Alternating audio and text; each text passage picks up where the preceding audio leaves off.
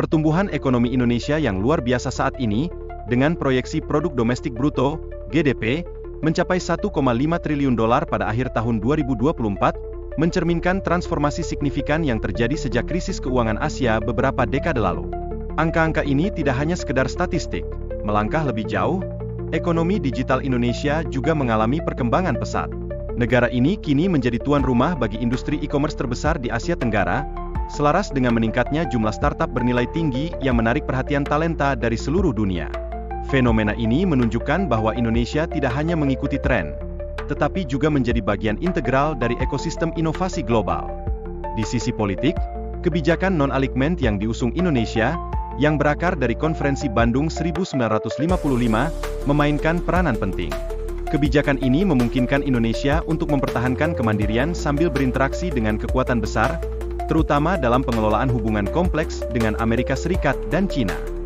Namun, di tengah hubungan yang dinamis tersebut, investasi China dalam infrastruktur Indonesia, termasuk proyek kereta cepat dan perluasan pelabuhan, menimbulkan ketergantungan ekonomi yang signifikan meskipun ada ketegangan teritorial yang ada.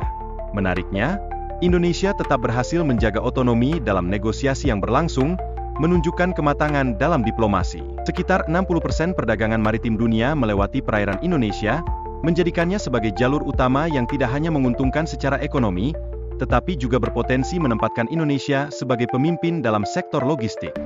Pada tahun 2023, Indonesia telah memutuskan untuk meningkatkan anggaran militer sebesar 20%, sebagai bagian dari rencana strategis jangka panjang untuk memperkuat pertahanan nasional. Dengan populasi yang sebagian besar berada di usia produktif, ada potensi besar untuk mendorong pertumbuhan ekonomi yang berkelanjutan selama beberapa dekade ke depan. Situasi ini menciptakan siklus pertumbuhan ekonomi yang berkelanjutan, di mana peningkatan konsumsi domestik diharapkan dapat memberikan kontribusi signifikan terhadap perekonomian secara keseluruhan. Namun, di balik semua potensi ini, Indonesia menghadapi hambatan geografis yang cukup serius. Dengan populasi yang tersebar di lebih dari 177.000 pulau, pengembangan nasional menjadi tantangan yang kompleks dan mahal. Ditambah lagi, ketidaksetaraan yang semakin tajam antara daerah perkotaan dan pedesaan menjadi masalah yang perlu segera ditangani.